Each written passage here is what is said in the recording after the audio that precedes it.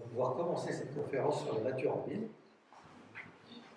Donc je sais que la photo date un peu, mais on va parler de nature et de paysage, ça paraît adapté. Et puis, ma formation, tout simplement, un doc de biologie au départ, option paysage et aménagement. Et par la suite, j'ai fait l'école d'architecte paysagiste pour obtenir le diplôme de paysagiste concepteur à l'ESSAGE en 2000.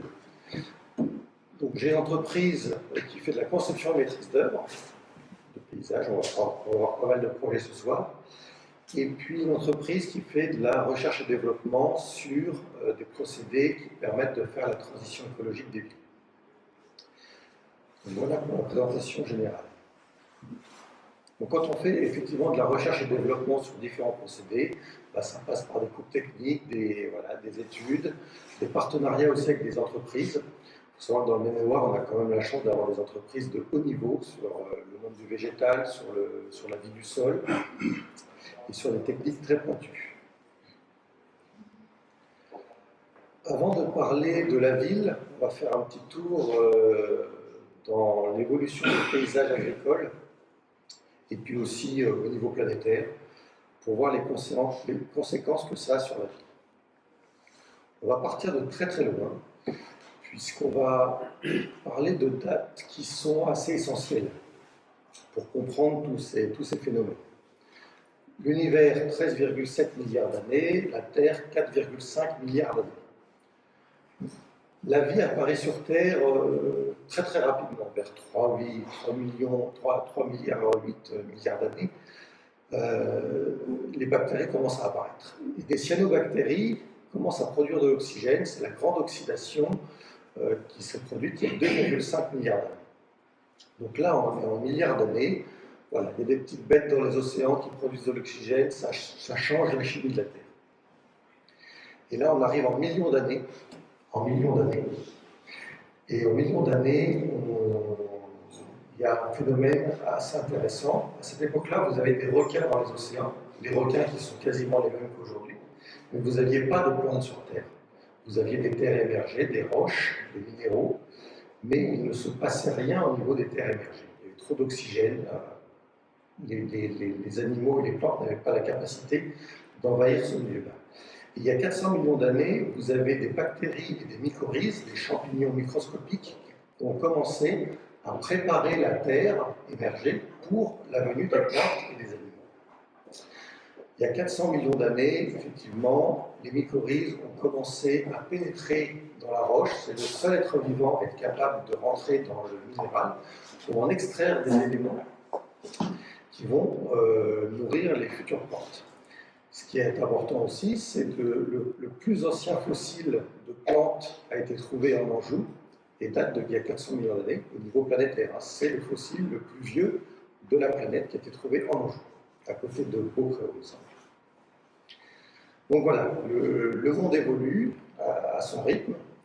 Et puis, il y a 150 millions d'années, vous avez les premiers oiseaux. 120, 130 millions d'années, les premiers papillons, qui sont complètement liés aux plantes. Donc, une chenille, une plante, un papillon. Donc, on commence à avoir des symbioses qui se créent très précisément entre les insectes et les plantes. Et il y a 100 millions d'années, les fleurs apparaissent et l'abeille, telle qu'on la connaît aujourd'hui, apparaît exactement au même moment. À peu de choses près, hein. Bien sûr, ça a un petit peu évolué, mais voilà. La fleur des plantes et les insectes pollinisateurs sont complètement en symbiose depuis 100 millions d'années. Ensuite, les graminées, c'est 50 millions d'années, vous voyez, donc en évoluant, le blé, le maïs, tout ça, ça n'a rien à voir avec les insectes, ces choses-là. Ce sont d'autres systèmes. Alors après, là on était en millions d'années, mais il faut parler de l'homme qui, lui, commence à apparaître sur Terre, nous, en tant qu'espèce, il y a 250 000 ans. On était africains, on avait la peau noire, et puis on a commencé à envahir toute la planète pour arriver en Europe il y a 45 000 ans, simplement. Donc, vous voyez ces grandes dates, hein, milliards d'années, millions d'années, et puis nous, pas grand-chose quand même, on est sur des milliers d'années. Il y a 40 000 ans, dans le sud de la Tunisie, vous aviez des peuples qui circulaient, et finalement, un archéologue français au XIXe siècle a découvert un site archéologique sur lequel une source était matérialisée par un amas de pierres agencées de différentes manières. C'est la première fois qu'on a une trace d'hommage à la nature. Ces gens-là qui migraient, ils étaient bien contents de trouver de l'eau sur le passage, finalement, faisaient quelque chose qui n'avait pas de but pour se chauffer, pour se nourrir ou autre. Première trace d'offrande à la nature. Et puis toujours dans la même région, mais là on ne sait pas trop dater, 2000 ans, 3000 ans, 5000 ans, on ne sait pas dire, les hommes commencent à aménager l'espace, vous voyez ces grands puits qui vont de la montagne pour capter les sources vers la zone qui était très aride en contrebas, pour guider l'eau tout simplement. Des ouvrages exceptionnels, vous aviez une trentaine de puits qui permettaient d'accéder à des galeries creusées pour que l'eau s'achemine tout doucement de la montagne vers ces zones désertiques. Donc, avec ces 300 hectares d'oasis créés par l'homme, vous pouviez nourrir des milliers d'habitants. C'est la population qui était présente sur place jusqu'aux années 50, sans problème. Plus les peuples qui migraient. Donc on voit bien qu'en parfaite harmonie avec cette nature, l'homme a su travailler, a su aménager l'espace de manière assez intelligente pour en tirer les plus grands bénéfices. Dans cette oasis, vous avez 4 étages. Un étage au sol qui est l'agriculture de céréales, de légumes, etc. Le deuxième étage, ce sont les troupeaux qui viennent brouter au milieu de tout ça pour lever la viande. Troisième étage, les arbres fruitiers, les pistachiers, les grenadiers, et puis commencer aussi à avoir des arbres fruitiers comme on connaît chez nous, des abricotiers, des choses comme ça. Et le dernier étage de cette oasis, ce sont les paniers dattiers pour le bois et les fruits, bien évidemment. Les feuilles servent à faire des clôtures, des toitures, le bois, des charpentes, etc. etc. Aujourd'hui, ici, dans nos villes, on appellerait ça la permaculture ou la forêt jardinée. En réalité, c'est quelque chose qui a toujours existé. Et cette notion aussi d'abriter la culture de la puissance du soleil, bien évidemment, dans les milieux désertiques, mais avec ce qu'on est en train de vivre de plus en plus, on s'aperçoit qu'un jardin potager en plein soleil toute l'année, c'est quand même pas idéal. Donc il va falloir retrouver ces notions d'étage dans les aménagements. Je fais juste une petite parenthèse dans cette chronologie par rapport à cette notion de permaculture. C'est en 1858 qu'un manuel a été édité, manuel pratique de la culture maraîchère de Paris, qui est en fait le premier jalon de cette micro-agriculture urbaine. Ce livre a été distribué dans le monde entier et a inspiré énormément de personnes, dont les personnes qui ont inventé après la permaculture dans les années 70 puis 80. Donc voilà, ça passe par des Japonais, des Américains, ça finit par des Australiens pour aboutir à des procédés de culture intensive en milieu urbain sur des toutes petites parcelles, en mariant les végétaux entre eux, qui étaient en fait parfaitement décrites au XIXe siècle dans ce manuel. Donc on repart un petit peu en arrière, l'agriculture en France est arrivée il y a 7000 ans. Cette agriculture a évolué tout au cours des siècles, pour finalement arriver au XIXe siècle un peu à son apogée, en termes de variétés inventées, produites, etc. Il faut savoir qu'en France, vous aviez des villages qui avaient leurs propres fruits, leurs propres pommes, leurs propres pommes de terre, etc. On avait une diversité au niveau de l'agriculture extrêmement forte, et on avait compris qu'un petit peu de chaud dans les champs pour améliorer les rendements et un très bon équilibre des sols avec un amendement organique, on arrivait à avoir de très bonnes productions avec une diversité extrêmement intéressante. Et puis finalement, les bocagères, qui nous semblent quelque chose d'extrêmement ancien ou traditionnel ou présent depuis Mathusalem dans les paysages, c'est quelque chose de très récent, d'extrêmement pointu en termes d'agriculture, puisque ces bocagères-là sont arrivées la plupart en France à la fin du 19e siècle, voire début du 20e siècle, jusqu'aux années 50 en réalité. Donc quelque chose d'extrêmement moderne, puisque vous aviez l'abri des parcelles du vent, de la pression du vent, la capacité de retenir l'eau aussi sur les parcelles, et puis finalement de créer des microclimats pour l'agriculture qui étaient cultivés dans ces paysages-là. Et puis il y a eu ce que j'appellerais la folle histoire des engrais chimiques. Alors, Lavoisier au XVIIIe siècle en France, Liebig au XIXe siècle en Allemagne, tout ça, ce sont des scientifiques qui ont prouvé, pour démontrer qu'effectivement, en apportant un peu d'engrais chimiques pour les plantes, ça augmentait les rendements et ce n'était pas plus mal pour les plantes. Mais à aucun moment, ils ont dit qu'il fallait cesser les engrais organiques. C'était un des compléments, etc. Ça permettait de booster un petit peu tout ça. Mais, alors, on est toujours en très européen, en France, Allemagne, Angleterre. Suite aux guerres mondiales, en réalité, on avait des déchets de la guerre assez importants. C'est comme ça qu'est arrivée la notion de NPK, l'azote, phosphore, potassium. Donc on a appris dans les écoles, depuis 30 ans ou 50 ans, que l'agriculture, ça ne peut pas se faire autrement qu'avec NPK, qu'on met dans les champs, il n'y a que comme ça que ça peut pousser, il n'y a que comme ça qu'on peut avoir de bons rendements. Donc en fait, l'azote, le N, c'est tout simplement les déchets de poudre à canon, dont on ne savait pas quoi faire après la Première et la Seconde Guerre mondiale, qu'on a dû étaler dans les champs. Le drame qui s'est passé à ZF il y a 10 ou 20 ans maintenant, et ce qui s'est passé au Liban il y a 2 ans, évidemment, je sais plus, ça passe vite en ce moment. C'est simplement des tas d'engrais qui ont explosé. C'est des tas de nitrates, c'est de l'azote en fait. Donc, la poudre à canon, c'est de l'engrais pour les champs, et de l'engrais, vous pouvez assez le transformer facilement en explosif. Je ne vous donnerai pas la recette, mais c'est très simple. Le phosphore, c'est tout simplement les déchets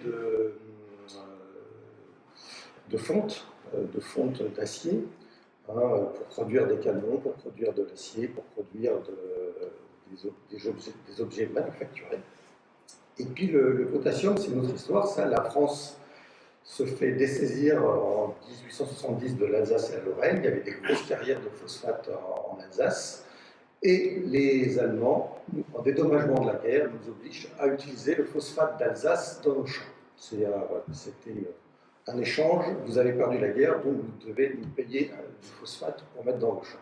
Donc une fois que les champs sont rentrés avec des doses d'azote, de phosphate, enfin les fameux NPK, une fois qu'on met tous les ans dans les champs du NPK, vous avez un cercle vicieux qui s'engendre. Donc on appelle ça la grande accélération en agriculture. C'est principalement ce cercle vicieux qui fait que vous mettez des produits chimiques dans les champs, vous avez un effondrement de la biodiversité, vous avez des maladies qui arrivent, vous avez des carences dans les végétaux, vous êtes obligé de mettre des traitements chimiques qui, ainsi de suite, finissent par détruire la vie du sol en réalité. Cette fameuse symbiose qu'on avait depuis 400 millions d'années qui permettait aux plantes de puiser dans les minéraux les éléments essentiels grâce aux mycorhizes. On a un autre gros problème en France aussi, c'est que c'est cet azote qui est rejeté sur les champs en permanence, finalement, avec le soleil qui tape dessus, ça produit du protoxyde d'azote. Le protoxyde d'azote, c'est le gaz hilarant. Alors c'est ce qu'on met aux enfants quand on a une petite opération à leur faire, leur recoudre l'arcade sourcilière ou des choses comme ça.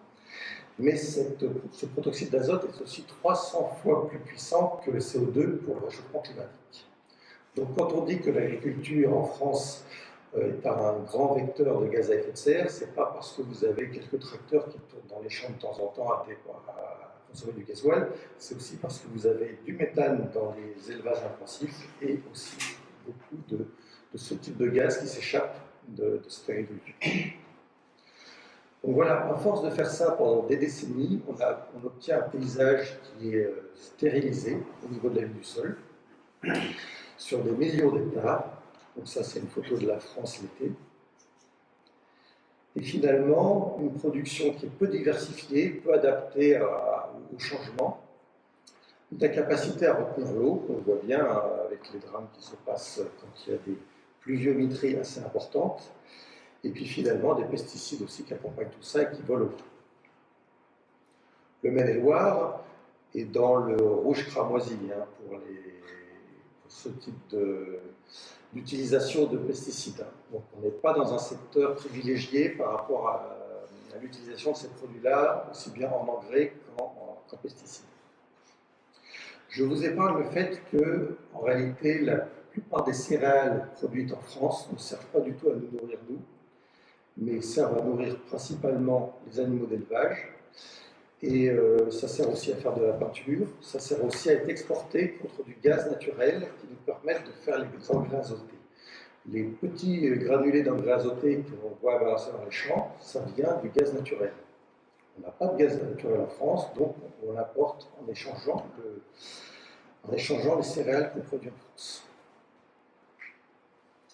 Donc voilà, ensuite, il y a le foin quand même. On se dit que le foin, finalement, les prairies en agriculture, qui servent à nourrir les animaux d'élevage, c'est quand même quelque chose de plutôt positif, puisqu'il y a des entités sans doute écologiques. Eh bien non, les prairies agricoles françaises sont toutes retournées, semées, engraissées avec de l'azote, fauchées 1 ou 2 fois par an.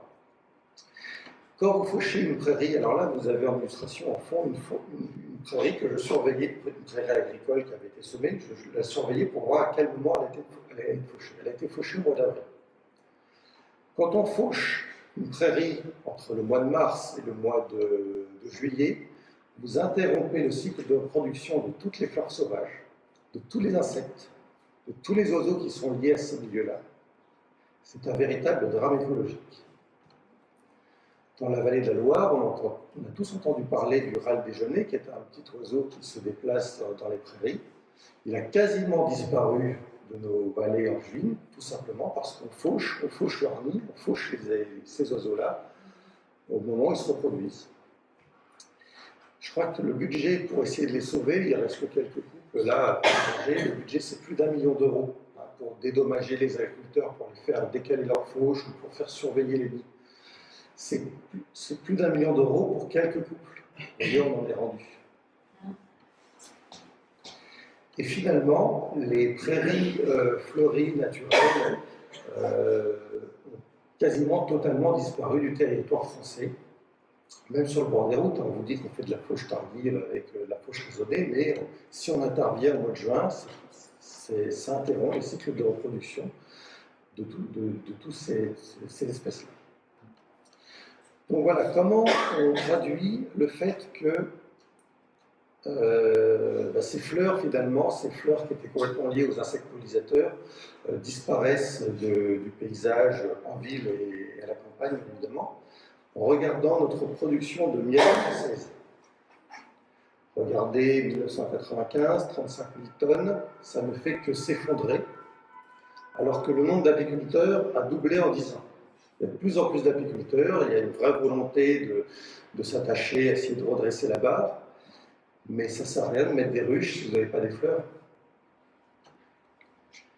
Donc on importe énormément de miel, donc c'est pour ça que vous avez toujours dans les magasins, mais en réalité, il y a un véritable drame qui se passe à ce niveau-là. Et puis en termes de production de légumes aussi, on a perdu 50% de nos producteurs de légumes ces 30 dernières années. Donc voilà, quand il n'y a plus d'insectes, de pollinisateurs, quand il n'y a plus d'insectes liés aux plantes, plus de papillons, etc., ça c'est au niveau européen, c'est un véritable génocide. 80% des insectes qui ont disparu en Europe et 421 millions d'oiseaux en 30 ans. Quand on parle des pays de la Loire, en disant simplement entre 2002 et 2004, il faut savoir qu'avant il n'y avait pas tellement de relevés de la faune et de la flore. On pense qu'on est dans un pays très, très avancé, très technique, très scientifique, mais on ne sait pas trop ce qu'il y avait avant. Les relevés, les premiers relevés, c'est quand des gens se sont aperçus qu'il y avait un effondrement vertigineux de la biodiversité, qu'ils se sont dit on va commencer à compter. Et quand on commence à compter, on s'aperçoit qu'entre 2002 et 2015, c'est presque 62% de chardonnerets qui ont disparu. Chardonneret, c'est un oiseau de la campagne qui est complètement lié à l'agriculture, qui est lié au chardon, tout simplement. soit moins 65% de verdier, etc., 69% de brûlant. Alors au niveau de l'eau aussi, lié à cette agriculture, là vous avez en image de fond ce qui est devenu tous les petits ruisseaux de nos campagnes en réalité. Ce sont devenus des fossés de drainage agricole avec des drains en plastique qui sont connectés à ce type de réseau-là, et ça se jette le plus rapidement possible dans les rivières, tout en entraînant les pesticides et les engrais qui finissent par polluer les rivières. Et alors là, les cyanobactéries, qui étaient présentes sur Terre il y a 2,5 milliards d'années, milliards d'années, ces cyanobactéries recommencent à pulluler dans les rivières parce qu'elles ont de l'azote et du phosphore, elles se sont bien avec ce genre de soupe. Avec le réchauffement climatique par là-dessus, c'est là que vous avez, quand elles pourrissent, des dégagements de gaz nocifs. C'est là que les chiens, quand ils viennent se baigner dans la Loire, finalement, en 1 heure ou 2 heures, c'est rectifié. Ce sont des gaz neurotoxiques, c'est imparable. Mais quand vous avez des chiens qui meurent en allant boire un petit peu dans la Loire, vous n'imaginez pas que les renards c'est la même chose et les chevreuils c'est la même chose? Bien sûr. C'est exactement la même chose. Donc ça, on a le cas, pendant 5 ans, à chaque fois qu'il y a des canicules, l'été en France. Cette année, on n'a pas eu une grosse canicule, mais par contre, l'année prochaine, ça reviendra sans doute. Donc voilà, là, ce n'est pas une photo du Brésil ou de la Chine, c'est en France. Vous avez des cours d'eau qui disparaissent à cause de l'agriculture. Donc l'assèchement des zones humides, c'est une réalité, et c'est phénoménal ces 10-20 dernières années. Ce n'est pas nos anciens qui ont fait des bêtises, c'est en direct maintenant que ça se passe. L'Authion, qui traverse tout le Val d'Authion sur des milliers d'hectares très agricoles, qui était une vaste zone humide de la Loire il y a encore 50 ou 60 ans, qui a été complètement aménagée ces dernières décennies pour l'agriculture. Et finalement, l'Authion en 2018, mais maintenant c'est tous les étés comme ça, c'est une véritable soupe chimique de cyanobactéries avec des dégagements de gaz de méthane qui accélèrent le réchauffement climatique. Donc voilà, la partie la plus dure pour moi à dire ce soir, c'est que c'est au niveau planétaire en réalité. Parce que quand on avait besoin de phosphate, de phosphore pour nos champs, on a créé des carrières un peu partout dans nos colonies, en Tunisie, à El Guettar, juste à proximité de notre belle petite oasis. Les Français ont créé des carrières que les Tunisiens ont fait perdurer. Et finalement, pour produire 1 mètre cube de phosphate dans le désert, il faut utiliser 8 mètres cubes d'eau. Donc vous asséchez complètement les nappes phréatiques qui étaient millénaires, qui étaient là. Chez eux, là-bas, les nappes phréatiques, elles ne se reconditionnent pas tous les ans. Il faut attendre des milliers d'années pour avoir de l'eau. Et finalement, la nappe phréatique a descendu de 70 mètres.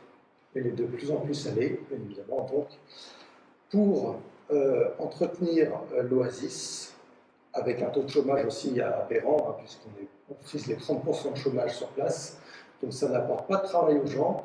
Ils reçoivent leurs légumes par barquette sous plastique et leur eau en bouteille plastique. Et finalement, je vous laisse lire cette phrase qui est terrible, c'est que cette oasis est en train de mourir.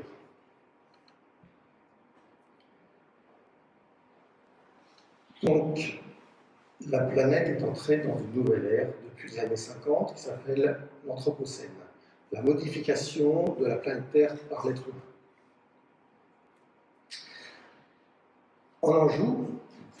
Alors, le réchauffement climatique, enfin, l'effet de serre a été décrit par un Français, M. Fournier, au XIXe siècle. Tout ce qu'on subit maintenant, on l'a décrit depuis très longtemps, on savait ce qui allait se passer.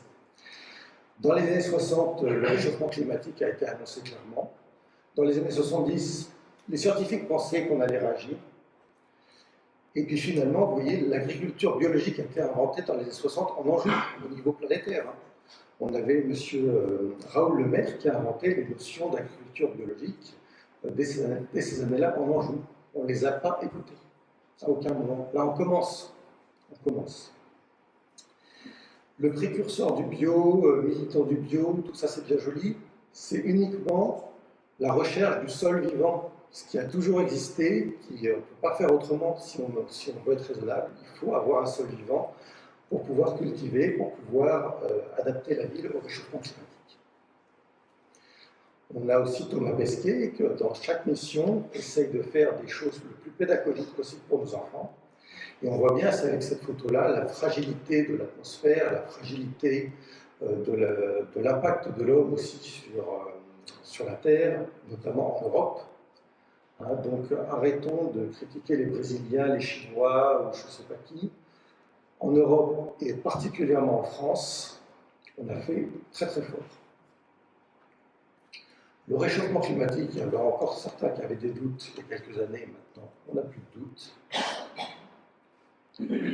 Et donc l'effondrement de la biodiversité, tel que je l'ai décrit là, chez nous, et partout sur la planète, plus le réchauffement climatique, ce sont les modifications de notre environnement les plus rapides et les plus fortes de toute l'histoire de l'humanité. Il n'y a aucun doute là-dessus, c'est phénoménal. Donc on va passer à la ville. La ville, malgré tous les efforts qu'on fait, les PLU, les choses pour essayer de maîtriser tout cet environnement urbain, il y a encore quelques années, on disait que la ville gagnait sur la campagne en France tous les 7 ans, un département tous les 7 ans. Ben, ça peut passer maintenant à un département tous les 5 ans. Ça ne fait qu'augmenter cette pression urbaine sur la campagne et sur les terres agricoles. Vous avez un petit encadré en bas, ou un article de presse dans une revue de paysage où ils vont faire des jardins suspendus à Nanterre. Vous voyez, Nanterre, c'est la Défense, tout ça. Ils vont utiliser 8000 m3 de polystyrène pour faire des jardins-terrasses à Nanterre. Voilà le type d'aménagement paysager et de transition écologique qu'on nous propose dans les années qui viennent. Là, en ce moment, et dans les années qui viennent. Il faut dire que les jardiniers, les paysagistes, la profession du végétal en général, étaient arrivés à des aberrations.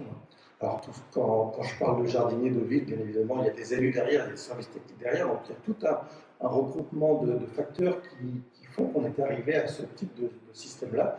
Ça, c'est une photo qui date de 2007-2008, hein, c'est pas non plus il y a 50 ans.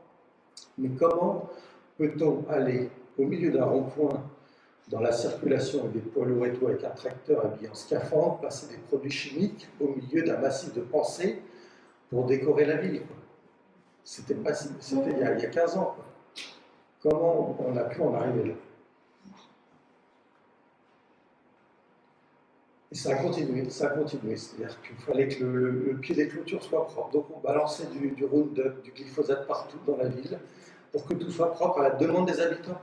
Enfin, c'est ce que les élus et les services techniques disent toujours, c'est toujours une demande des habitants, mais en réalité, les habitants, si on leur explique, si on fait de la concertation, on est capable de faire autrement.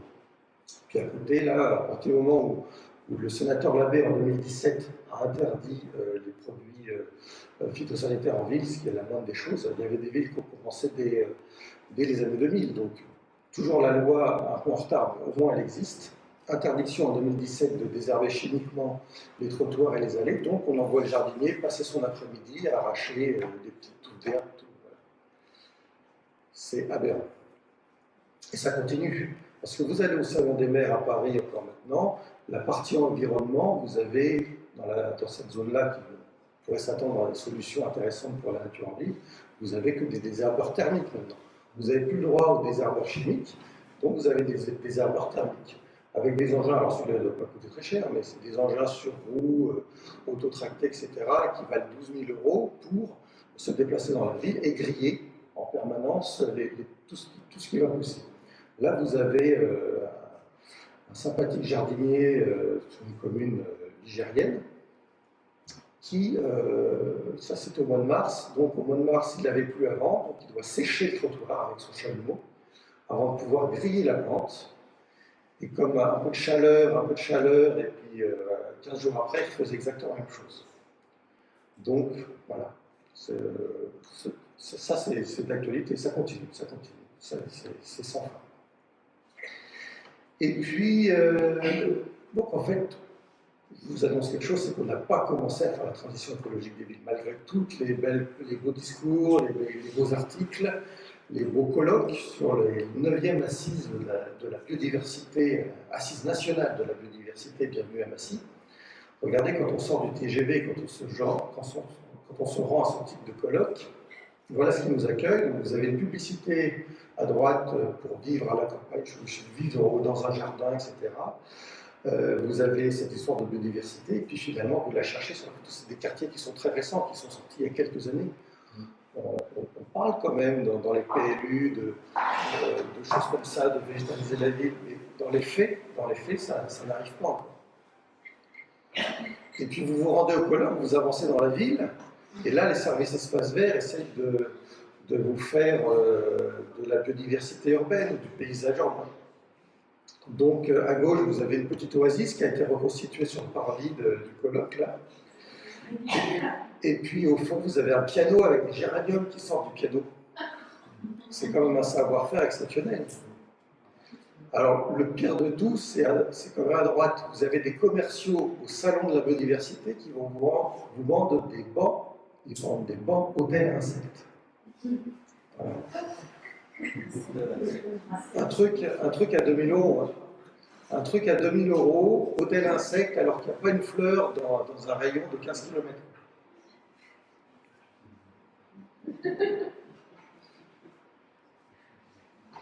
Bon, ça c'est Angers. J'étais en réunion à Angers, j'ai regardé par la fenêtre, j'ai pris une photo pour ce soir-là, parce que même si Angers, Nantes, Rennes, Bordeaux, tout ça, vous êtes à la pointe de la nature en ville, bah, faut regarder quand même de plus près. Regardons de plus près. Donc effectivement, là, vous avez un arbre en CP, alors en CP, ça fait naturel, avec des petits trucs qui poussent au pied, on sent que ça... Mais après, voilà, il faudrait que le sol vivant soit partout, en réalité. Pas seulement au pied de l'arbre. Et puis, par contre, les voies SNCF aussi, on se dit, eh ben, ça ne peut pas être végétalisé. Si, vous verrez que dans les années qui viennent, c'est comme très positif, vous verrez que tout ça, ça va se végétaliser au fur et à mesure. On voit bien aussi qu'en milieu rural, quand on fauche, ça c'est un parc public assez naturel en ville, quand on fauche au mois de juin, c'est toujours la même bêtise, il faut accepter de laisser fleurir les plantes jusqu'au bout, qu'elles sèchent, et là après vous pouvez faire une action de fauche. Mais tant qu'on a ces réflexes-là pour faire propre, pour faire entretenu, et ben on est mal barré. Alors là c'est le clou du spectacle. Vous connaissez bien sûr les notions de cours végétalisés pour les enfants. On a eu des cours en France qui étaient goudronnés depuis les années 50 avec un tilleul au milieu, donc on a tous subi ça. Et puis là, à Paris, Bordeaux, Rennes, Grenoble, tout ça, ils commencent à désimperméabiliser les cours, à faire courir les enfants sur des espaces végétalisés et perméables. Et bien là, c'est une pelouse en plastique. Donc ils sont dans l'air du temps, mais ils tiennent quand même à bien maîtriser le truc et que ça soit bien propre, sans entretien, etc. Alors avant qu'il y ait un insecte qui vienne là-dedans, c'est sûr qu'on va pouvoir attendre.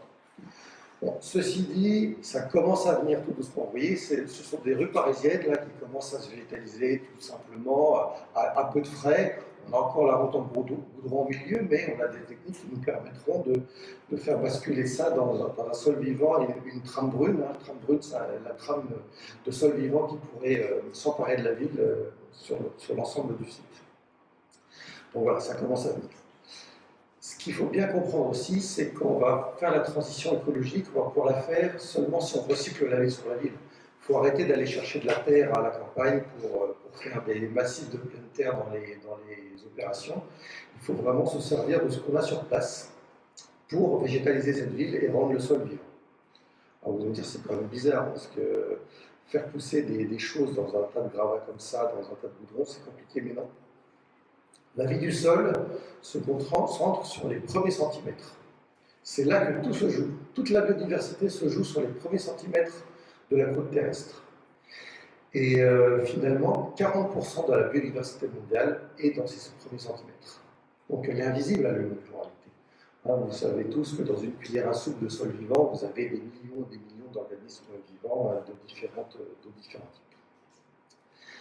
Donc voilà, en misant sur les sols vivants en ville, alors aussi bien au sol, bien évidemment, que les sols plantés, que les sols avec des arbres, que les sols les toitures végétalisées, que les murs végétalisés, même si ça ne plaît pas toujours aux architectes, il va falloir que toutes les parois, les falaises urbaines, les sommets de ces falaises urbaines soient végétalisés pour pouvoir compenser le réchauffement climatique. Tout simplement parce que, avec simplement 10% d'arbres en plus en ville, on fait descendre la température de 2 degrés.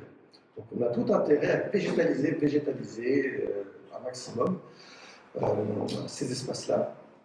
On obtient aussi la purification de l'air. On a bien progressé. C'est le seul truc positif de ces dernières années, c'est qu'on a vraiment mis le paquet sur les moteurs thermiques.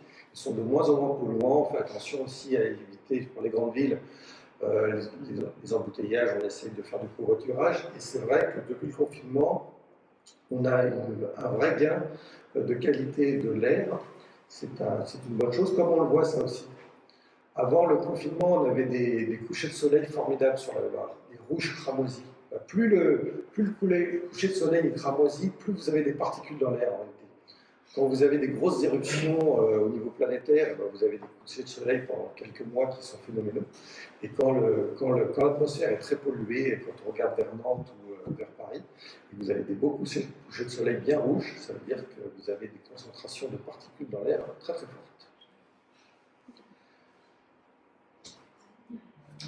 Le stockage du carbone se fait énormément dans les végétaux et dans le sol, bien évidemment, dans un sol vivant. L'infiltration des eaux de pluie entre une grave naturelle compactée et une grave naturelle compactée, vivante et végétalisée, ça n'a rien à voir en termes d'infiltration des eaux de pluie. Ça boit beaucoup plus parce que toutes ces mycorhizes, toutes ces racines font des véritables canaux qui permettent d'infiltrer l'eau pluviale en profondeur et de la restituer par évapotranspiration lors de fortes chaleurs.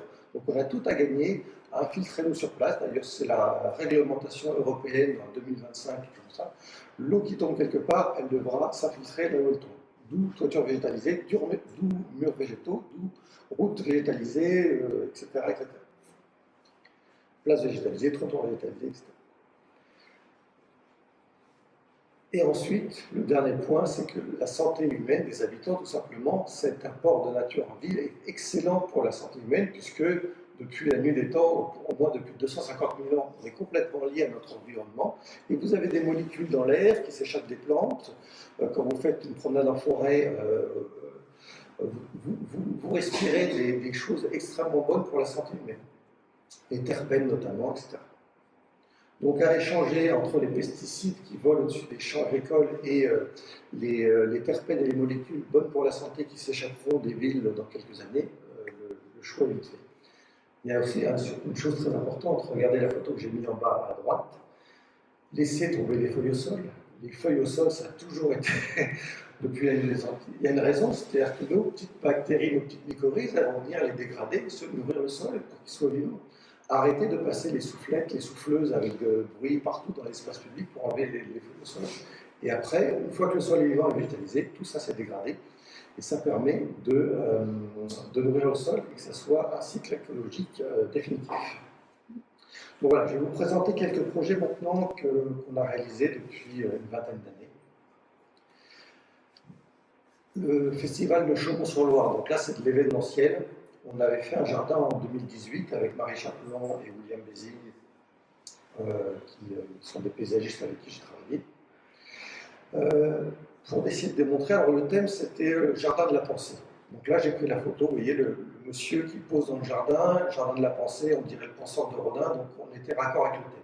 Mais c'est un peu le seul raccord qu'on va avoir sur le thème parce qu'on a souhaité faire un jardin entièrement biosourcé qu'avec des éléments, voilà, du bois, du foin, de la paille, pour démontrer qu'en réalité, on pouvait faire quelque chose d'extrêmement vivant, sur lequel vous avez 300 000 visiteurs qui vont circuler quand même, donc un sol vivant mais résistant, et qui génère une biodiversité quasiment dans les premiers jours de sa réalisation, quelque chose qui voilà, est luxuriant et très bon pour la biodiversité.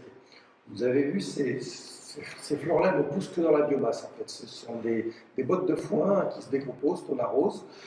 Quand elles se décomposent, elles relâchent les éléments nutritifs qu'elles ont puisés dans le sol quand elles étaient dans une prairie l'année précédente. Et finalement, on s'aperçoit qu'on n'a pas besoin de terre. La terre ne sert à rien du tout, c'est juste un support. Ce qu'il faut, c'est un sol vivant. Du moment où vous avez de la matière organique et du vivant, c'est fantastique pour créer la nature en ville.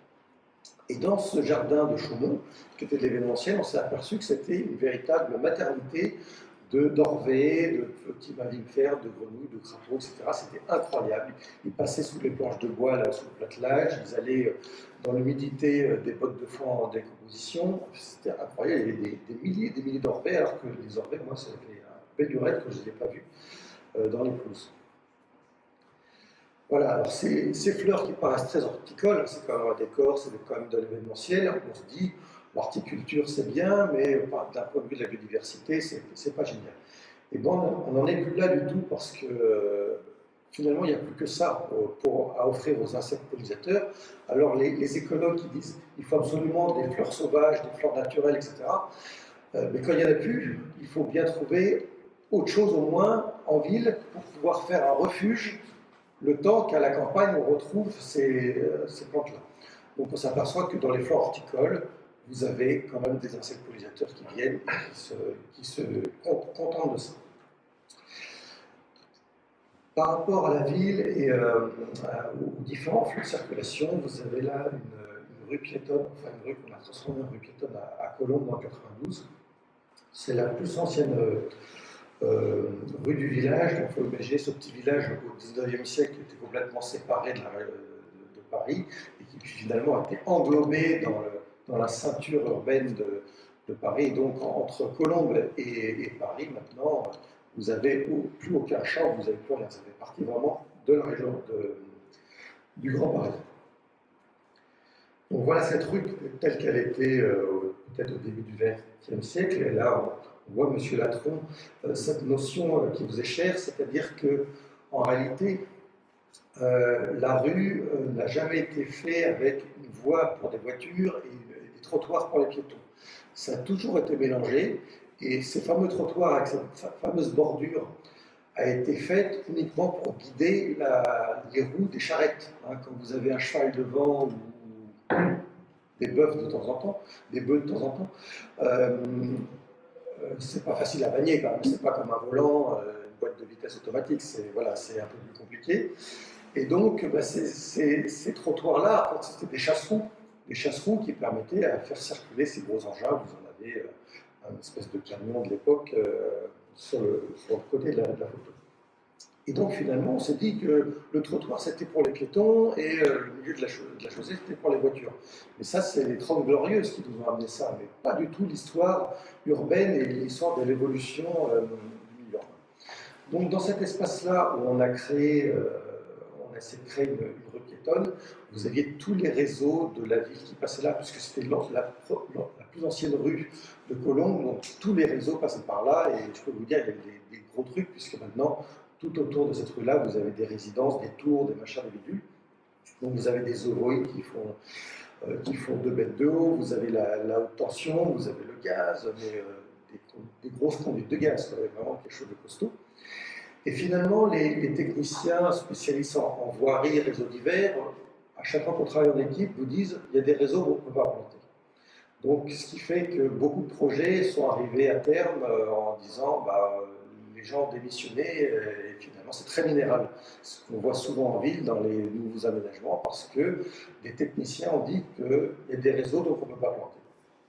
Heureusement, ici, on a eu des interlocuteurs relativement sensibles à la cause de la végétalisation. Et j'ai même eu un gars spécialiste du gaz qui m'a dit non, allez-y, plantez sur la conduite de gaz. Si un jour il y a une fuite, nous, on le verra, ça se traduira par la perte des feuilles sur l'arbre. Donc ça nous intéresse aussi d'avoir des végétaux qui poussent à côté de ces conduites-là pour les micro-fissures, ça nous permet de les détecter. Donc on a pu planter, et puis ce qu'on nous a dit aussi qu'à Colombes, c'est un peu sensible comme petite ville de la banlieue parisienne, on entend parler souvent avec des tirs de Kalachnikov dans la résidence autour de la rue piétonne. C'est un peu spécifique comme banlieue parisienne. Et finalement, toutes ces tentations, ça allait être dégommé par les gens, par les jeunes, ça a piétiné. Finalement, vous voyez que sans protection, les gens sont sensibles et font attention, même les jeunes, soi-disant destructeurs de tout, le périgène, finalement, ça n'a pas d'impact sur ce type de milieu-là. Et on a bien insisté justement sur que ces poches d'espace vert qu'on a pu placer un peu partout dans les rues piétonnes soient sans protection. Donc on va parler de Fontevraud-l'Abbaye. Fontevraud-l'Abbaye, c'est un projet qu'on a fait il y a une dizaine d'années maintenant. Donc vous voyez comme c'était auparavant, c'était assez classique, hein, ces fameux trottoirs qui sont en fait toujours les chasse-roues pour pouvoir guider les charrettes. Et on voit bien que les utilisateurs sont à moitié à cheval sur le trottoir, à moitié à cheval sur la chaussée.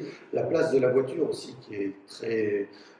tout est pour la voiture, les panneaux routiers, le parking devant la mairie qui ne servait à rien parce que 3-4 places, c'est comme vider la mer à la petite cuillère quoi, à Fontevraud avec tout le nombre de voitures et de touristes qui viennent l'été ou les week-ends. Le fleurissement aussi, le fleurissement que faisaient les techniciens dans les jardinières, dans les trucs où il faut aller arroser en permanence, tout ça c'est assez compliqué.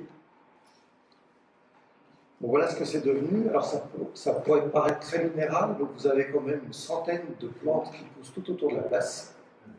Et finalement, le choix qui a été fait avec les architectes de France de l'époque, hein, M. Latron, M. Gachet, de remettre une fontaine au centre de cette place, on a décidé de la faire la plus écologique possible. Donc cette fontaine, en fait, elle a des filtres avec des bactéries de pouzzolane dans le bassin, donc l'eau est très très claire. Mais ce qui avait été vu avec les architectes des bâtiments de France et la mairie, c'est que le monument allait se végétaliser avec le temps, 10 ans, 20 ans, 30 ans, et puis comme à l'image des fontaines du sud de la France, ouais, ça finit par faire de la mousse et des petites fougères qui poussent, des choses assez sympathiques, et tout ça en circuit fermé.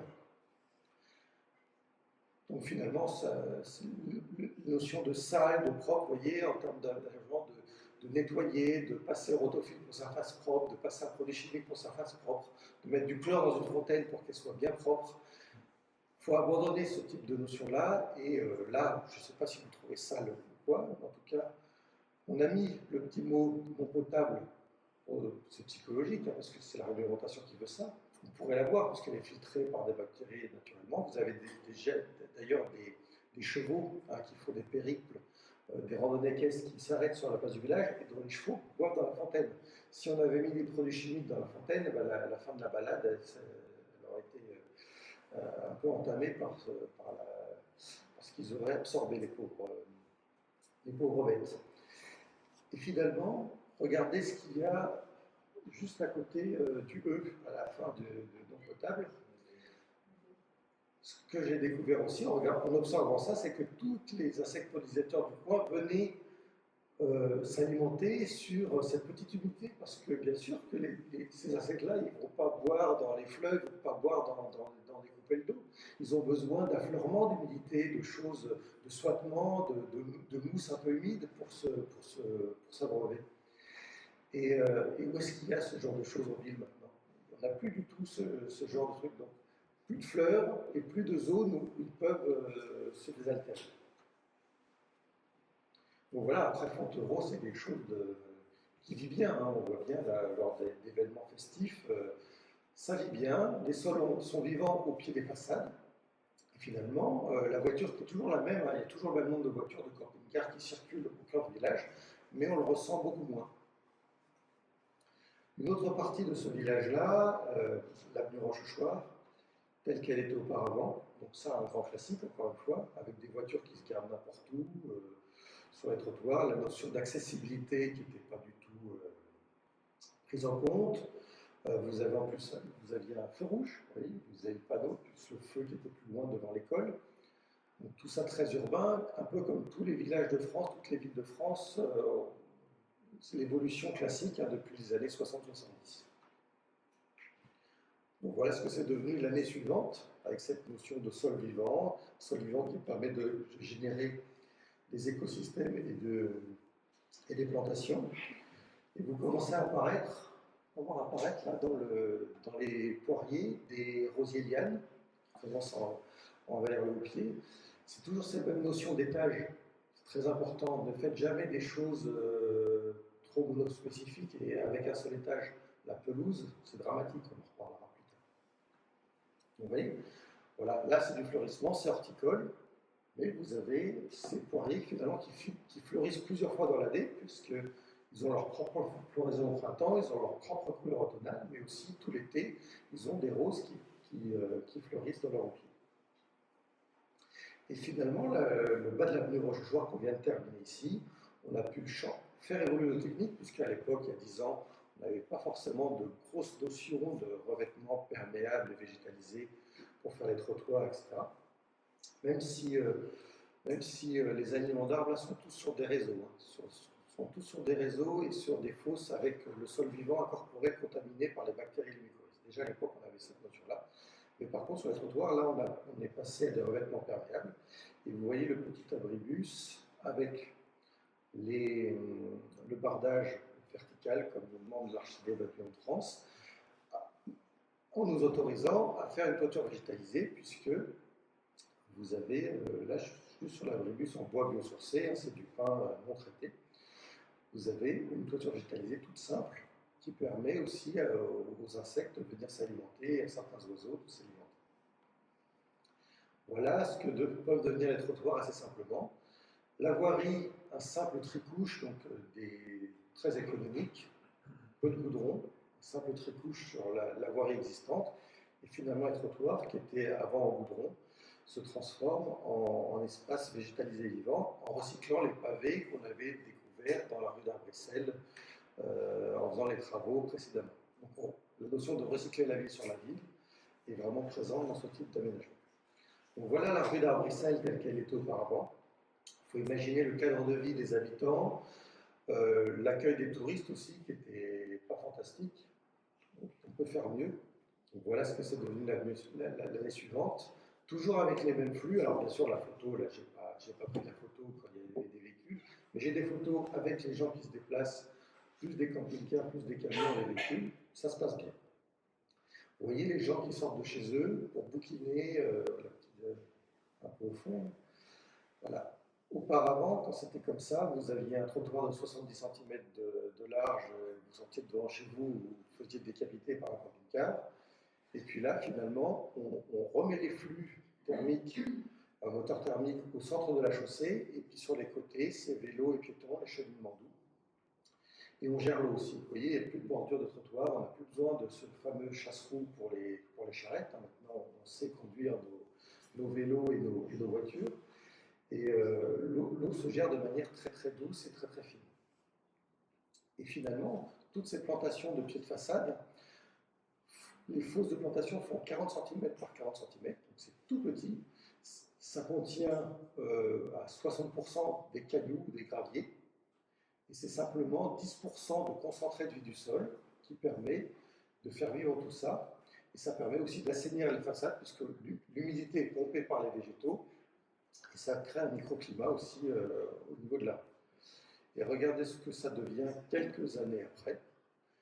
Je répète, les fosses de plantation font 40 cm par 40 cm et c'est des cailloux qu'il y a dedans. Mais quand le sol est vivant, quand vous avez contaminé le sol avec la vie du sol dès le départ, vous n'avez pas besoin de rajouter d'engrais, vous n'avez pas besoin d'arroser et vous avez des résultats assez spectaculaires. Donc c'est très horticole à Fontevraud, c'était une volonté de la mairie et on a travaillé aussi beaucoup avec les habitants, avec des réunions de concertation, et ce sont les habitants qui ont choisi leur palette végétale. Donc il se trouve que le rosier grimpant, le rosier liane a eu du succès, mais il n'y a pas que ça, il y a beaucoup d'autres choses, et c'est vraiment les habitants qui ont choisi leur plan de plantation au pied de les façades. Moi j'avais fait une palette générale, bien sûr pour ne pas tomber dans des choses qui ne soient pas harmonieuses, mais dans cette palette végétale qui contenait peut-être 200 plantes possibles, voilà, c'est une vraie cohérence. Vous voyez, il y a de la vigne aussi à un moment, il y a une vigne avec des vraies grappes de raisin.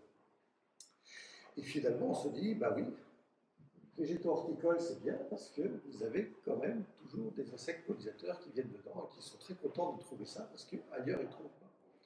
Donc voilà, il ne faut pas hésiter à utiliser l'horticulture et les plantes pour la nature en ville. Ce n'est pas des écosystèmes purement écologiques et 100% naturels, ça peut aussi, l'homme peut aussi aider la nature à revenir en vie. Et voilà, dans ces fameuses fosses de sol vivant, vous avez là le fruit de la mycorhize ou du champignon microscopique, vous avez des champignons, ça qui prouve que la symbiose s'opère et que finalement le champignon va chercher de l'eau en profondeur, va chercher des nutriments dans le minéral pour nourrir l'arbre, pour nourrir les plantes. Et quand on obtient ça, c'est du définitif, pas d'engrais, plus d'arrosage, c'est tranquille. On peut marier le patrimoine, l'horticulture, le paysage et la transition écologique sans problème. On l'a fait avec M. Latron sur Fontevraud. Donc il n'y a plus de frein, il n'y a plus d'obstacles à ce genre de choses. C'est vraiment maintenant qu'il faut opérer la transition. Un autre exemple à Saumur, vous aviez une ancienne sablière, hein, les sablières jusqu'aux années 90, on a tellement puisé de sable dans la Loire qu'on a fait descendre le lit du fleuve d'1,50 m à Saumur, de 3 mètres à Angers, de 5 mètres à Nantes, enfin des trucs incroyables. En quelques dizaines d'années, on a complètement enfoncé le lit de la Loire. Et du coup, on a déconnecté complètement les abords du lit de la Loire, ce qui a des conséquences bien sûr sur la nature et sur la biodiversité. Donc vous aviez cette petite verrue là, à l'entrée de l'île de Saumur. Là, on est juste avant les Arbilliers, vous voyez, c'est plutôt un point sympathique de Saumur. On avait ça qui traînait, donc une petite zone d'activité. Donc là, ce que vous avez, le petit muret que vous avez en fond, c'était le soubassement de ce hangar là, qui a été récupéré, qui a servi de terrasse pour créer un décrocheur. Donc ça a été transformé en Loire à vélo nature. Donc voilà, accueil touristique, alors qu'il y a un an auparavant, c'était un délaissé industriel qui était moche comme tout en entrée de ville. Donc voilà, très simplement, on peut faire des choses avec une plus-value de biodiversité multipliée par 3 en seulement 6 mois ici. Dès qu'on intervient, dès qu'on laisse les choses un peu se faire, un peu de semis intelligent sur des graines bien spécifiques, la biodiversité revient tout de suite. Alors là, je vais vous montrer un autre projet à Saumur qui sort un peu de l'ordinaire. C'est de l'anglais parce que il se trouve que ce projet-là a reçu le prix européen de la meilleure gestion de l'eau en ville. Et vous allez comprendre pourquoi. Auparavant, c'était ça. C'était une école des années 50, tout en goudron pour les cours. Il y avait éventuellement quelques arbres pour faire de l'ombre pour les gamins, et puis des bâtiments préfabriqués des années 50 assez atroces, qui avaient fini en service technique de la mairie de Saumur. Voilà, avec les clôtures et les murets en béton qui vont bien. Alors, on a fait un projet que l'esquisse, là, c'est pas du nôtre, hein, c'est vraiment très basique, mais c'est pas vraiment le sujet, vous allez comprendre pourquoi. On est dans le cadre d'un plan de rénovation urbaine, donc à l'échelle des hauts quartiers et du chemin vert à Saumur. On a demandé à recueillir tous les déblais de déconstruction des immeubles en béton, des trucs qui étaient démolis dans le cadre du plan de rénovation urbaine. Ce qui fait qu'on a stocké sur place 1800 m3 de béton, de goudron concassé, qui ne sont pas partis à 40 km dans une décharge ou combler une petite vallée dans la campagne ou quelque part. Donc ces 1800 m3, voilà, on a fait notre sol du site. Et donc vous voyez bien les gravats qui sont accumulés, qui sont répartis. Ensuite, on a simplement récupéré 5 cm de terre végétale pourrie. Hein. On n'avait pas besoin juste pour effacer visuellement le goudron et le béton qui est juste en dessous. Voilà, c'est juste pour faire dissimuler le fait que c'est un tas de gravats, le site. Et finalement, on injecte, on contamine le site avec les mycorhizes et les bactéries. On plante 1500 arbres, ça fait 7000 m². On plante 1500 arbres dans des cailloux, dans une gravat dégueulasse, dans une terre dégueulasse. Toutes les terres sont polluées. Hein. C'est pour ça que je dis que la terre végétale ne sert à rien. Toutes les terres sont polluées. Que vous allez chercher à la campagne, que vous la preniez en ville, elles sont toutes polluées. Et finalement, ça a 100% de reprise sur l'ensemble des végétaux. Et ce paysage qui se révèle à quelques encablures du château de Saumur et qui finalement fait le lien avec la nouvelle école, malheureusement une école très moderne mais avec une cour en goudron. C'est dommage. Une biodiversité qui se développe vraiment fortement sur le site. et des enfants et des grands-parents qui viennent se divertir dans cet espace-là, en ville. Voilà, avec des petites cabanes, des petits trucs en robinier. Donc c'est un bois qui pousse en France, qui est naturellement un peu tressillé. Donc l'ensemble du site devient une véritable éponge puisqu'il est végétalisé et perméable. Et en plus, comme il y avait un gros problème d'assainissement des eaux de pluie dans les circuits aval de Saumur, on a fait une zone qui reprenait toute la partie amont de la nouvelle école et puis de la rue adjacente. Donc, avec un vase communicant, on a permis de récupérer les eaux pluviales des toitures des cours de la nouvelle école et de la rue en amont. Et on a fait une zone d'infiltration et de régulation. Donc finalement, cette mare au milieu du jardin pour enfants, du terrain terrain d'aventure pour les enfants, à un niveau qui varie tout au long de l'année. Des fois, il n'y a pas d'eau du tout, et puis d'autres moments, c'est en eau. Tout ça, c'est très important pour la biodiversité. Et s'il y a quelque chose qu'il faut retenir de cette conférence ce soir, c'est qu'un sol vivant et végétalisé, ça permet d'infiltrer des énormes quantités d'eau. Là, on infiltre non seulement ce qui tombe sur place, mais en plus ce qui a été étanché et liquéfié en amont du site. C'est pour ça qu'on a eu le prix européen de la gestion de l'eau en ville, parce qu'on a une plus-value au niveau de la biodiversité, on a une plus-value sociale, les enfants, les jeunes du quartier. On nous a dit aussi que ce jardin allait être dézingué par les jeunes du quartier. Il n'y a aucun désagrément. Qu'est-ce que vous voulez vous exciter contre 1500 arbres? Vous allez en casser un et puis voilà, c'est pas intéressant. Il n'y a pas de tag, il n'y a rien du tout, c'est du bois, etc. Il y a les gamins qui jouent, il y a les ados qui se postent sur les micados en bois, et voilà, il y a les grands-parents qui emmènent tout ça, et les nounous qui emmènent les enfants à la sortie de l'école. Donc, fin juin, il y a eu un événement pluvieux à Saumur assez efficace. Là, il trouvait des trompes d'eau à Saumur.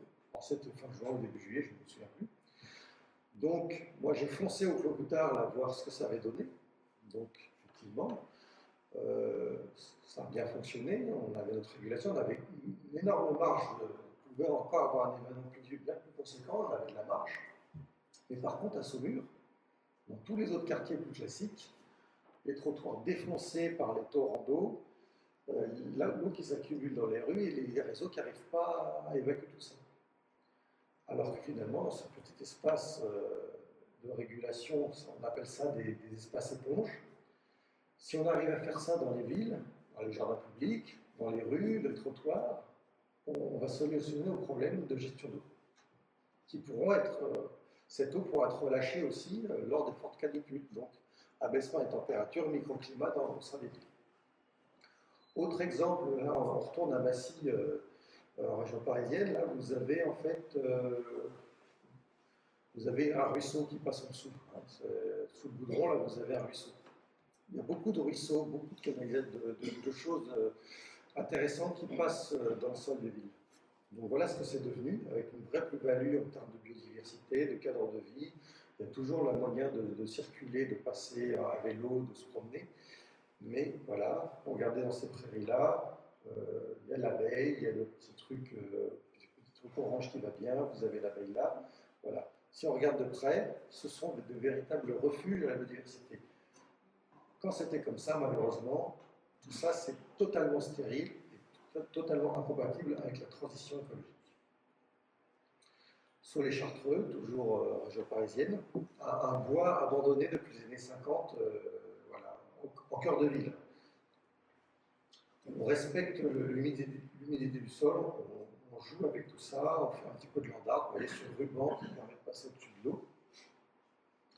Et finalement, voilà, des choses très très simples. Encore une fois, les allées à l'époque, on les avait fait en béton concassé recyclé, hein, pour essayer de recycler au maximum la ville sur la ville.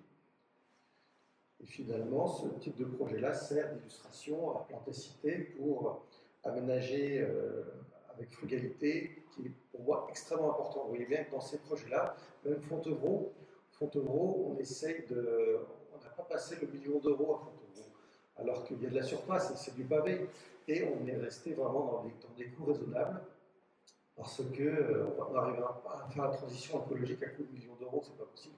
Il faut qu'on soit très économique, très efficace et très, très pertinent dans nos solutions. On est toujours dans le. Là, on est dans le Maine-et-Loire, à Viré. À Viré, c'est un petit village près de Segré. Vous aviez un étang qui a été creusé dans les années 80 au cœur du village. D'un côté, l'école, plus quelques maisons, de l'autre côté, la cantine, plus d'autres maisons. Ça a été creusé à côté de la petite rivière qui a été du coup canalisée dans le centre du village et qu'on ne voyait plus. Cet étang a évolué, il a été racheté par la municipalité et finalement, on a beau mettre la précaution de ne pas aller se baigner dans l'étang. L'été, il n'y avait plus d'eau avec voilà, le réchauffement climatique, etc. Il n'y avait plus d'eau, c'était quelque chose qui était en train de mourir. Voilà cet étang tel qu'il était auparavant, vraiment au centre du village, j'insiste, avec des rives très abruptes, puisqu'entre l'eau et la digue, là, vous avez 2 ou 3 mètres de hauteur, donc relativement dangereux par rapport à la chute d'un enfant. Une haie tuya tout autour taillée, et puis un cantonnier qui tournait le cercle tout autour pour que les gens fassent le tour de l'étang au milieu de la commune. Donc en termes de lien social, de biodiversité en ville, de qualité paysagère, voilà quoi, la mairie avait une vraie volonté de changer les choses. Par contre, elle était restée sur une notion d'étang en ville. Ça, la commande que j'ai eue, moi, quand j'ai été retenu, c'était améliorer l'esthétique de l'étang, la vie de l'étang, etc. Et de recréer un méandre comme ça au milieu de la ville. Ça avait plusieurs avantages, puisque en fait, la petite rivière qui était canalisée à cet endroit-là inondait tous les ans. C'était la rivière un environnement plus sympathique. Et vous voyez que finalement, ces travaux-là, c'est quelque chose d'assez lourd. Alors, on imagine qu'on va créer un centre commercial, mais non, c'est de l'écologie urbaine. On ne va pas construire un immeuble, mais on va travailler les niveaux, on va travailler les entités pour recréer des micro-écosystèmes. Tout en décapant les sols vivants et en mettant, voilà, en préservant ce type de milieu. Donc dès le premier printemps, le prémisse du printemps, vous aviez ce type d'image. Et puis quelques semaines après, avec les vieux frênes d'épinards qui étaient encastrés dans les buts de l'étang, vous voyez, qui commencent à ressurgir. Et finalement, quelques semaines après, vous avez ça en centre du village, encore une fois, je le répète, entre l'école et la cantine. Avec des frayères connectées à la rivière, une forte biodiversité qui apparaît. Au départ, 0 libellule, à l'époque de l'étang, 0 libellule dans les relevés. Un an après, 15 espèces de libellules différentes, dont certaines extrêmement rares. Et puis finalement, des jeunes qui se séparent de leur PS5 pour aller en VTT dans l'espace naturel et regarder l'espace naturel, discuter ensemble, et les gamins qui rentrent de la cantine pour aller à l'école. La chance. Mais il faut accepter que les prairies de ces espaces-là aillent jusqu'à leur terme.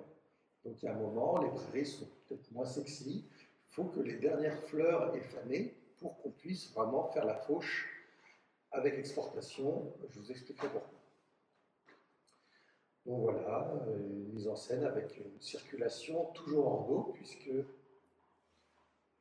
là, quand les crues sont arrivées les années suivantes, et les crues ont parfaitement été gérées avec tous les niveaux calés parfaitement, pour que ça n'inonde plus les maisons et que le cheminement des enfants puisse toujours se faire entre la cantine et l'école. Donc c'est extrêmement technique, extrêmement pointu, alors qu'on a l'impression que c'est un espace naturel en ville qui a toujours été comme ça. Mais en réalité, on part de très très loin. Et voilà, il faut avoir des billes derrière pour pouvoir le justifier au niveau de la police de l'eau, parce que quand j'ai annoncé à la première réunion que j'allais détourner à la rivière, on m'a dit ça n'existe pas, c'est pas possible, police de l'eau, autorisation, dossier comme ça. Mais non, on a travaillé en bonne intelligence avec la police de l'eau. Et puis le projet a vu le jour avec 80% de subvention, c'est le maximum qu'on puisse obtenir pour une commune pour ce type de projet-là. Ça a eu le trophée de la Journée de l'eau Loire-Bretagne, ça a eu le victoire du paysage au niveau national, ça a eu le prix du CAE 49 pour ces raisons-là. Marier la technique, la biodiversité et le cadre de vie, c'est quand même pas mal. Donc voilà, ça a eu l'objet de pas mal d'articles dans la presse, et puis surtout une grande fierté, c'est-à-dire que le fascicule, le guide de la GEMAPI, c'est-à-dire la gestion de l'eau en ville, c'est la photo d'illustration qui sert dans toutes les communes de France, que vous trouvez au comptoir de toutes les communes de France, c'est la petite passerelle d'Aviré qui exprime tout ça. Un projet aussi en région parisienne assez particulier, là je vais pas être très long, j'avais la maîtrise d'œuvre du parc naturel, avant c'était un champ agricole, et de l'écolotissement, avec des architectes, des techniciens sur l'écolotissement, l'écoquartier, et moi j'étais maître d'œuvre du paysage, de l'écoquartier. Et puis finalement, les techniciens, même s'ils travaillaient sur un écoquartier, ils avaient pondu une canalisation d'eau enterrée pour traverser tout ça et se rendre en contrebas, parce que le terrain est en pente, avec des endroits où la canalisation enterrée était à moins 7 mètres de profondeur. Donc c'était alors c'est sur 700 mètres, 800 mètres, à moins 7 mètres de profondeur, il faut imaginer la tranchée que c'est pour passer un tuyau avec de l'eau de pluie à l'intérieur. Alors j'ai dit en réunion, ça me paraît compliqué de faire ça, ça me paraît coûter très très cher. Donc on va juste faire un mouvement de terrain qui va, en regardant les niveaux, voilà, guider l'eau au contrebas. Donc les techniciens m'ont voulu beaucoup parce qu'ils ont perdu des honoraires et puis des sommes faramineuses, c'était 800 000 euros. Hein. En une phrase, ils ont perdu 800 000 euros de travaux, mais au niveau du parc, on a quand même obtenu ça. Et là, vous avez une petite passerelle qui passe juste au-dessus de la petite circulation d'eau de pluie. Hein. C'est de l'eau de pluie, hein. C'est pas de l'eau polluée, c'est juste de l'eau de pluie qui vient de l'écoquartier, donc plutôt saine. Ça permet quand même d'animer un paysage, de faire des zones humides, voilà. Et puis voilà, cette eau qui circule et qui crée un autre type de végétation, avec toujours les insectes qui sont liés, les petits mammifères qui sont liés, les petits amphibiens qui sont liés. Voilà comment on peut faire de la nature en ville ou de la biodiversité en ville en supprimant les notions techniques un petit peu. Mais les gars, ils étaient partis là-dessus. Hein, ils ne pouvaient pas imaginer autre chose. Un autre centre-ville à Semblançay dans le 37, là vous aviez un espace qui était tondu en permanence. Et quand on tombe en permanence et qu'on laisse pourrir les végétaux sur place, finalement, vous finissez par enrichir le milieu et arriver à un milieu pas très intéressant d'un point de vue de la biodiversité. C'est pour ça que je dis toujours, c'est bien de faire des fauches au moins une fois par an, une fois tous les 2 ans. Jamais au printemps, bien évidemment, vous l'avez compris, toujours à l'automne, toujours le plus tardivement possible, et parfois en exportant, pour pas que la matière organique pourrisse sur place, finalement, face à un milieu très très riche, qui oriente le milieu vers les orties, et qui est intéressant d'un point de vue de la biodiversité, mais d'un point de vue, voilà, s'il n'y a que des orties, ça cible un peu la biodiversité. Une ortie, c'est 120 insectes associés.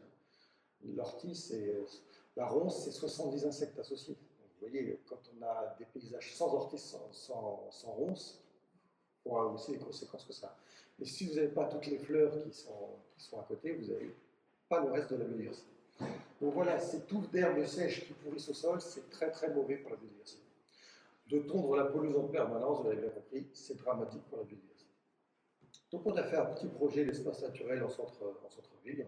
En plus, il y a un vieux petit lavoir. Voilà ce qu'est devenu l'espace.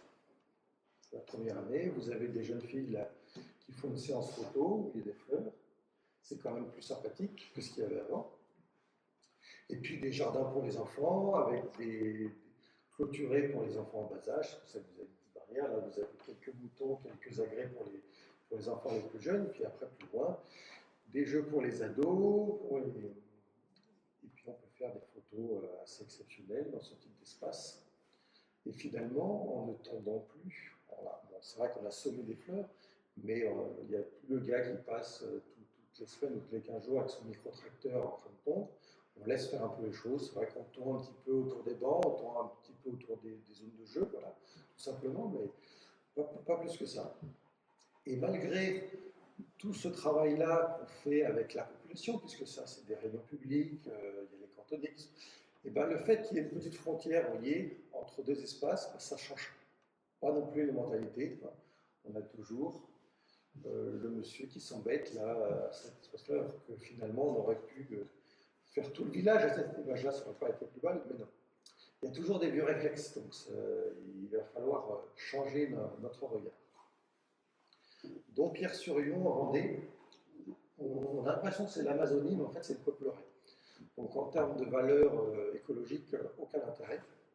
Et puis vous avez monsieur le maire là, qui se lamente parce que finalement il y a plein de gens qui foutent des remblais dans le petit ruisseau qui est au cœur de la commune, entre les quartiers d'habitation, la mairie, le supermarché, voilà, il y a cette petite vallée et ça devient un endroit assez glauque.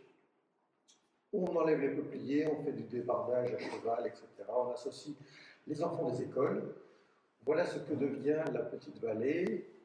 On est situé vraiment entre le supermarché, la mairie et les quartiers d'habitation, avec des allées PMR qui permettent de passer d'un niveau à l'autre, des petites passerelles au-dessus du ruisseau, toujours nos prairies naturelles, les gens qui font du vélo. Là, on est vraiment derrière le supermarché, vous avez une allée en chaussée végétale là, et au milieu des prairies. Et finalement, avec des sommes très modiques, puisque un petit peu de bricolage là, d'allées avec de la grave naturelle et puis un escalier avec des rondins de robiniers et quelques petits piquets qui tiennent les marches. On fait un espace très très simple, accessible pour tout public, pour passer d'un étage à l'autre, pour gérer les flux et avoir vraiment la notion de nature en ville. Donc ce maire, là, M. Gaborio, était très opposé à ce type d'aménagement quand on s'est rencontrés. Ça a été très dur, vraiment une confrontation. Je pense que j'allais perdre ma mission. Au bout de quelques dizaines de minutes de discussion, je pensais que j'allais perdre ma mission. Et puis finalement, c'est un homme intelligent, donc on a pu échanger pour plusieurs mois. Ça a été compliqué, mais j'argumentais. Je ne le dis pas. Je ne le dis pas parce que c'est diffusé sur Facebook. Et puis finalement, M. Gaborio a été totalement converti à cette notion de nature en ville et c'est un partenaire. Alors il n'est plus à la mairie, il ne s'est pas représenté, mais maintenant il a une start-up sur les matériaux perméables et végétalisés. On travaille ensemble sur de nouveaux procédés pour recycler la laine sur la ville. Et voilà, on a eu plusieurs prix départementaux et prix au niveau national. Prix des zones humides aussi au niveau national. Alors, quand vous avez de la biomasse, toutes ces herbes, toutes ces branches, tout ce qui pousse dans ces vallées-là, puisque la ville va devoir se végétaliser à un moment, vous allez avoir de la biomasse sous les bras et il faut l'exporter à un moment, puisque si vous la laissez sur place, ça pourrit et ça atténue la biodiversité.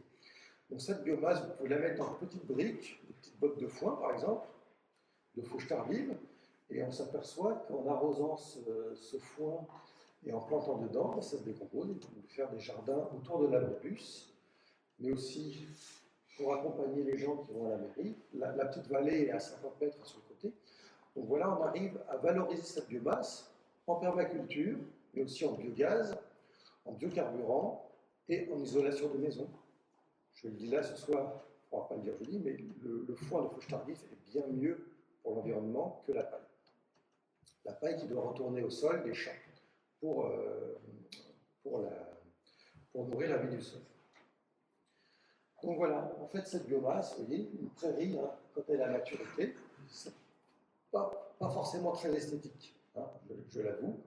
Moi, j'aime beaucoup ça, je trouve ça très très chouette, ces herbes sèches là qui jouent avec le vent. Et puis quand on regarde au pied, vous vous apercevez qu'il y a plein de petites plantes qui vivent à l'abri de tout ça, toujours les étages de l'oasis. En fait, dans une prairie, vous avez plusieurs étages avec plein de choses qui se passent en dessous. Et finalement, ces grandes herbes sèches, elles protègent ce qui se passe au niveau du sol. Petite rainette verte là qui circule au milieu de tout ça. Et cette biomasse, vous pouvez la transformer là, en jardin de permaculture. Et il y a 2 ans, j'avais fait cette conférence à Orléans. Et la semaine dernière, voilà ce que j'ai vu sur une place d'un quartier en réflexion à Orléans. Voilà, ce genre de choses qui apparaît, c'est vraiment phénoménal puisque la biodiversité revient avec les déchets verts de la ville. La Gloriette à Tours, ce sont des jardins collectifs avec une vraie volonté de travailler la permaculture. On n'a jamais eu de contact avec les jardiniers, on a simplement participé au cahier des charges et on avait des parcelles de jardin qui étaient faites sur un sol de remblai, Il y avait une ancienne ferme avant à cet endroit-là qui a été déconstruite, donc il y avait tous les gravats de déconstruction de l'ancienne cour et des bâtiments de la ferme. Donc un sol dégueulasse en termes de qualité agricole. Et puis finalement, le parti pris, c'est de dire apprendre aux jardiniers à créer leur sol vivant et à se débrouiller de ce point de vue-là. Et 2 ans après, dans ce sol assez infâme finalement, et avec un cahier des charges, en leur donnant des solutions pour y arriver, toutes les parcelles sont merveilleusement bien aménagées. Même nous, en tant que paysagistes, on ne ferait pas mieux. Ce sont des jardiniers amateurs qui se sont consacrés à la vie du sol et qui ont commencé à produire sur place. Nous, on leur a fait juste les petits bungalows là, pour mettre leurs outils et puis les clôtures autour. Voilà la qualité de ce que les gens réalisent tout seuls, sans guide, sauf vous avez un sol vivant, maintenant que vous le cultivez, voilà ce que vous obtenez. Voilà. Je suis agréablement surpris par la capacité des gens à s'orienter vers la permaculture, à comprendre comment fonctionne tout ça. C'est assez rassurant. Et puis pour terminer tout doucement avec quelques derniers exemples, je vais vous parler de la mode Chandonnier, surtout par rapport à l'architecture. Donc la mode Chandonnier, c'est un château qui a brûlé en 1932 dans le nord de la Vienne. Finalement, c'est un château qui a été pas mal travaillé au XIXe siècle, qui était assez... quand il avait ses toitures, avant l'incendie, il était un peu massif, quoi. Il était très travaillé au niveau de la taille de la pierre, etc. Ça faisait massif, c'était pas forcément très joli. Et finalement, il y a un incendie et il est à l'abandon pendant 90 ans. Avec un sol qui finit par vivre. Donc là, dans la cour du château qui était entièrement pavée, vous avez naturellement un sol qui est devenu vivant et vous avez des arbres qui poussent au cœur du château, qui sortent par les fenêtres. C'est assez magique comme site. Et ça a été racheté par 28 000 copropriétaires du monde entier pour, en fait, ne rien faire. Cristalliser cette ruine avec cette végétation, puisque l'harmonie entre l'architecture et les arbres et les plantes est assez phénoménale. On s'aperçoit que c'est un équilibre extrêmement délicat et qu'il voilà, faut essayer de le maintenir dans cette beauté romantique le plus longtemps possible. Voilà, donc de tout ce qu'on a vu là aujourd'hui, ce soir lors de la conférence, il faut vraiment que notre regard change. Les architectes, les urbanistes, le commun des mortels, les habitants de la ville, il faut imaginer qu'on puisse se nourrir au cœur de la ville. C'est pas plus utopique que ça. Bien sûr qu'on aura toujours besoin de l'agriculture, en périphérie des villes, etc.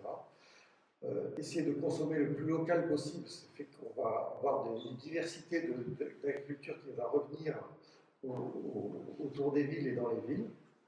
Et puis finalement tout ce qui est au cœur des villages doit pouvoir se végétaliser de manière de plus en plus facile et efficace. Là, vous avez des tracteurs qui peuvent rouler sur les herbes, c'est pas un problème. Vous avez des camions qui peuvent rouler sur les accotements, c'est du solide, mais c'est vivant et végétalisé et ça change.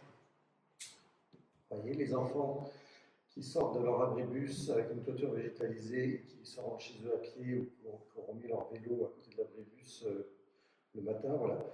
On peut circuler maintenant sur ce type de revêtement sans problème, mais j'ai eu des appels de cette mairie-là parce qu'ils trouvaient que ça faisait sale, mais non, c'est pas grave, laissons ça comme ça, il n'y a pas mort d'homme, personne ne va chuter, personne ne va se faire piquer, personne, voilà, c'est pas grave du tout à partir du moment où le sol est vivant.